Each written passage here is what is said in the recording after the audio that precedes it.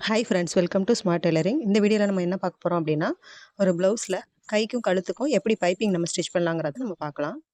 அதுக்கு ஃபஸ்ட்டு நம்ம கையில் எப்படி பைப்பிங் கொடுக்கலாங்கிறத பார்க்கலாம். லைனிங் கிளாத்தையும் மெயின் கிளாத்தையும் நான் வந்து அட்டாச் பண்ணி வச்சுருக்கிறேன். இப்போ பைப்பிங்க்கு வந்து saree கிளாத்தில் நான் ஒரு 5 இன்ச் அளவுக்கு கட் பண்ணி அதை வந்து கைக்கு கொடுக்கறதுக்காக 1 இன்ச் அகலத்தில் நான் கட் பண்ணி எடுத்து வச்சுருக்கேன். இப்போ அந்த 1 இன்ச் கட் பண்ணதை நம்ம வந்து ஒரு 1/4 இன்ச் மடக்கி ஒரு ஓரத்தில் தையல் போட்டு எடுத்துக்கலாம். அதே மாதிரியே இன்னொரு கைக்கு நம்ம கட் பண்ணி வச்சுருந்தோம் இல்லையா, அதையும் நம்ம ஒரு 1/4 இன்ச் அளவுக்கு மடக்கி அந்த எட்ஜில் நம்ம தையல் போட்டு நம்ம எடுத்துக்கலாம். இது வந்து saree கிளாத்தில் பைப்பிங் கொடுக்க சொல்லி கேட்டிருக்கிறாங்க. ஏன்னா பைப்பிங்னா என்ன, ஹெம்மிங்னா என்ன அப்படின்றது மாதிரி ஒரு சிலருக்கு புரியாமல் இருக்கலாம். பைப்பிங்னா நமக்கு வந்து உருட்டி தைக்கிறது, ஹெம்மிங் பண்ணி கொடுக்குறது அப்படின்னா நம்ம வந்து அந்த ஃபுல்லாக நம்ம மடக்கி நம்ம வந்து கையில் ஊசி நூலில் நம்ம வந்து ஹெம்மிங் பண்ணி கொடுப்போம். இப்போ அந்த மாதிரி ஹெம்மிங் பண்ணுறத யாரும் விரும்புறதில்ல. ஏன்னா அது சீக்கிரம் பிரிஞ்சிருது அப்படிங்கிறதுனால நீங்கள் வந்து தையலே போட்டு கொடுத்துருங்க மிஷினில் அப்படின்னு சொல்லி கொடுக்குறாங்க. ஒரு சிலர் தான் பைப்பிங் கொடுங்க அப்படின்னு சொல்லி கொடுக்குறாங்க. நம்ம பைப்பிங் கேட்குறவங்களுக்கு இந்த மாதிரி பைப்பிங் நம்ம ஸ்டிச் பண்ணி கொடுக்கலாம். இப்போ பாருங்கள், கையில் வந்து நம்ம வந்து ஒரு 1/4 இன்ச் அளவுக்கு நம்ம மடக்கி தைச்சி வச்சுருந்தோம் இல்லையா, அதை வந்து நம்ம வந்து கையில் அப்படியே ஒரு தையல் போட்டுட்டு பிசுரெல்லாம் நம்ம கட் பண்ணி விட்டுட்டு, இப்போ பாருங்கள் அப்படியே நம்ம உருட்டி ஒரு தையல் போடணும். எப்படிங்கிறத பாருங்கள். அந்த saree கிளாத்து சன்னமாக தெரியணும். பைப்பிங் அழகாக நீட்டாக இருக்கும். பைப்பிங் கொடுக்கும்போது ஒரே மாதிரி அளவில் நம்ம வந்து உருட்டி தைக்கணும். ஏன்னா ஒரு சைடு அகலமாக ஒரு சைடு மெலிசா அந்த மாதிரி வரக்கூடாது.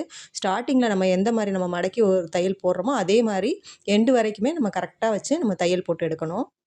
பாருங்கள், பொறுமையாக தைச்சாலும் நமக்கு வந்து நீட்டாக கரெக்டாக இருக்கணும். அப்போ தான் பார்க்குறதுக்கு நல்லா நீட்டாக இருக்கும். இப்போ அதே மாதிரி 2 கைக்குமே நம்ம வந்து உருட்டி தையல் போட்டு எடுத்துக்கலாம். இந்த ப்ளவுஸ் போடும்போது இந்த பைப்பிங் கொடுத்து ஸ்டிச் பண்ணோம்னா நமக்கு நல்லா நீட்டாக இருக்கும். இப்போ இன்னொரு கைக்கும் நம்ம வந்து ஒரு தையல் போட்டு எடுத்து வச்சுருந்தோம். பிசுரெல்லாம் நம்ம கட் பண்ணி விட்டுட்டு, இப்போ அந்த கை நம்ம வந்து உருட்டி தையல் போட்டோம் இல்லையா, அதே மாதிரியே இப்போ இந்த கையிலையும் அதே மாதிரியே உருட்டி தையல் போட்டுக்கலாம். அதே மாதிரி இந்த மாதிரி கைக்கு வந்து நம்ம பைப்பிங் கொடுக்குறோம் அப்படின்னா, கட் பண்ணும்போது 1 இன்ச் நம்ம இறக்கத்துக்கு விடுவோம் இல்லையா, அந்த மாதிரி 1 இன்ச் வந்து இறக்கத்துக்கு விடாமல் நம்ம கட் பண்ணிக்கலாம். ஏன்னா பைப்பிங் வந்து நம்ம அப்படியே ஸ்டிச் பண்ணி நம்ம உருட்டி அடிக்க போகிறோம். அதனால நம்ம வந்து 1 இன்ச் அளவு இறக்கம் விட்டுருந்தோம் அப்படின்னா, அந்த தையல் போட்டுட்டு அதுக்கப்புறம் பைப்பிங் கொடுக்கும்போது அந்த இடம் வந்து நமக்கு ரொம்ப மொத்தமாக தெரியும். அதனால கரெக்டான அளவில் கட் பண்ணிவிட்டு இந்த மாதிரி நம்ம பைப்பிங் கொடுத்தோம்னா நமக்கு தைக்கிறதுக்கும் ஈஸியாக இருக்கும், பார்க்குறதுக்கும் நீட்டாக இருக்கும். இப்போ பாருங்கள், இன்னொரு கையும் நம்ம ஸ்டிச் பண்ணியாச்சு. இப்போ 2 கைக்குமே நல்லா நீட்டாக நம்ம பைப்பிங் கொடுத்தாச்சு. இப்போ பாருங்கள், 2 கையுமே பாருங்கள் நல்லா நீட்டாக இருக்குது. ஒரே அளவுகளில் நம்ம வந்து பைப்பிங் கொடுத்துருக்கோம். இப்போ வந்து கழுத்துக்கு வந்து நம்ம பைப்பிங் எப்படி கொடுக்குறதுங்கிறத பார்க்கலாம். இப்போ அதுக்கு வந்து நான் வந்து கிராஸ் பீஸ் கட் பண்ணி ஜாயின் பண்ணி வச்சுருக்கேன். இதையும் அதே மாதிரியே ஒரு 1/4 இன்ச் அளவு மடக்கி அந்த எட்ஜில் நம்ம தையல் போடுவோம் இல்லையா, அதே மாதிரி தையல் போட்டு எடுத்துக்கலாம். ஏன்னா பைப்பிங் வந்து டபுளாக கொடுத்து அப்படியே நம்ம வந்து உருட்டி தைக்கும்போது அதுவும் நமக்கு வந்து மொத்தமாக இருக்கும். இந்த மாதிரி ஸ்டிச் பண்ணும்போது பார்க்குறதுக்கு நல்லா படிமானமாக அந்த ரவுண்ட் நெக் வைக்கிறோம் அப்படின்னா, ரவுண்ட் நெக், பா நெக் எதுக்குமே எல்லாத்துக்குமே பைப்பிங் கொடுக்கலாம். அது மாதிரி நம்ம என்ன கழுத்து நம்ம கட் பண்ணி தைக்கிறோமோ அதுக்கு தகுந்த மாதிரி இந்த மாதிரி கிராஸ் பீஸ் கட் பண்ணிவிட்டு ஓரத்தில் ஒரு தையல் போட்டுட்டு பைப்பிங் கொடுக்கும்போது நீட்டாக இருக்கும். பாருங்கள், ஒரு தையல் போட்டு எடுத்தாச்சு.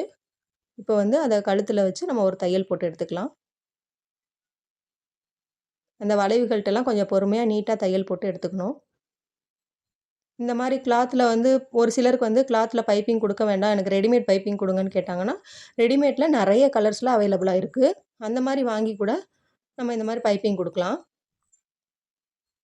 ஏன்னா ஒரு சிலருக்கு வந்து saree கிளாத் கட் பண்ணோம் அப்படின்னா அவங்களுக்கு வந்து பத்தாம போகிறதுக்கு வாய்ப்பு இருக்குது. அதனால் அவங்களுக்கு ரெடிமேட் பைப்பிங் கொடுக்கலாம்.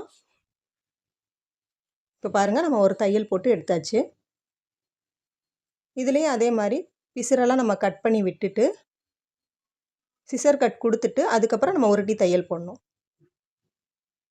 ஏன்னா நம்ம டபுளாக கொடுத்து அப்படியே திருப்பி தைச்சோம் அப்படின்னா எக்ஸ்ட்ரா கிளாத் விடலாம். இது வந்து உருட்டி தைக்கிறோம் அப்படின்னா நமக்கு வந்து பிசுறு வந்து உள்ளே தெரியாமல் இருக்கணுங்கிறதுக்காக நம்ம சிசர் கட் கொடுக்குற அளவுக்கு நமக்கு இருந்தால் போதும். மீதியை நம்ம வந்து பிசுரெல்லாம் நம்ம கட் பண்ணி விட்டுட்டு அந்த எட்ஜ்லேயே நம்ம கட் பண்ணிவிட்டு இப்போ பாருங்கள் அப்படியே திருப்பி உருட்டி ஒரு தையல் போட்டு எடுத்துக்கலாம். ஸ்டார்டிங்கில் இருந்து நமக்கு நீட்டாக எந்த அளவு வேணுமோ அந்த அளவு நம்ம உருட்டி தையல் போட்டு எடுக்கணும். கழுத்துக்கிட்ட ஃபஸ்ட்டு நம்ம என்ன அளவுகளில் நம்ம உருட்டி தைக்கிறோமோ அதே மாதிரி தான் நம்ம முடிக்கிற வரைக்கும் ஒரே அளவுகளில் நம்ம உருட்டி தையல் போட்டு எடுத்துக்கணும். நீங்கள் இப்போ தான் புதுசாக தைச்சி பழகுறீங்க அப்படின்னா நம்மளால் வந்து இந்த மாதிரி பைப்பிங்லாம் நம்மளால் தைக்க முடியுமான்னு யோசிக்காதீங்க. தைக்க தைக்க கண்டிப்பாக நமக்கு வந்துடும். வீடியோவை ஸ்கிப் பண்ணாமல் பாருங்கள். பாருங்கள், ஒரே அளவுகளில் நம்ம உருட்டி ஒரு தையல் போட்டுக்கிட்டுருக்கோம் பாருங்கள். அந்த அளவுகள் மாறாமல் பொறுமையாக தையல் போட்டு எடுத்தோம் அப்படின்னா ஃபினிஷிங் வந்து நமக்கு நீட்டாக கிடைக்கும். டைப்பிங் கொடுக்குறது அவ்வளோ கஷ்டம் இல்லை. எந்த டிசைன் வச்சாலும் சரி, நமக்கு வந்து புதுசாக நம்ம கற்றுக்குறோம் அப்படின்னா தைக்க தைக்க கண்டிப்பாக எக்ஸ்பீரியன்ஸ் ஆக ஆக நமக்கு வந்து நீட்டாக வந்துடும். ஸ்டார்டிங்லேயே நமக்கு வந்து ஃபினிஷிங் நல்லா வரணும் அப்படின்னு நம்ம நினைக்கக்கூடாது. தையல் பழக பழக நமக்கு வந்து எல்லாமே ஃபினிஷிங் நல்லா நீட்டாக வரும். இப்போ பாருங்கள், அந்த கழுத்தோட வளைவுகள்கிட்ட மட்டும் கொஞ்சம் பொறுமையாக நம்ம வந்து உருட்டி தையல் போட்டு எடுக்கணும். ஏன்னா அந்த இடத்துக்கிட்ட வந்து பைப்பிங் கொஞ்சம் அகலமாக வர்றதுக்கு சான்ஸ் இருக்குது. அதனால் அந்த இடத்துக்கிட்ட அந்த வளைவுகள் வர்ற இடத்துக்கிட்ட மட்டும் கொஞ்சம் பொறுமையாக வச்சு நம்ம தையல் போட்டு எடுத்துக்கலாம். எப்போவுமே எந்த வேலை செஞ்சாலும் நம்ம இன்ட்ரெஸ்ட்டோடு செய்யணும். அப்படி செய்யும்போது நமக்கு எந்த மிஸ்டேக்குமே நமக்கு வராது. இப்போ பாருங்கள், நம்ம வந்து பைப்பிங் கொடுத்து முடிக்க போகிறோம். எவ்வளோ நீட்டாக வந்திருக்குன்னு பாருங்கள். இப்போ பாருங்கள், உள் சைடு நமக்கு வந்து பிசுரெல்லாம் வெளியில் தெரியாமல் நீட்டாக இருக்குது. இதே மாதிரியே நீங்களும் பைப்பிங் கொடுத்து ஸ்டிச் பண்ணி பாருங்கள். இந்த வீடியோ உங்களுக்கு பிடிச்சிருந்துச்சுன்னா லைக் பண்ணுங்கள், ஷேர் பண்ணுங்கள், சப்ஸ்கிரைப் பண்ணி சப்போர்ட் பண்ணுங்கள். உங்கள் ஃப்ரெண்ட்ஸுக்கு இது யூஸ்ஃபுல்லாக இருக்கும்னு நினச்சிங்கன்னா வீடியோவை ஷேர் பண்ணிவிடுங்க.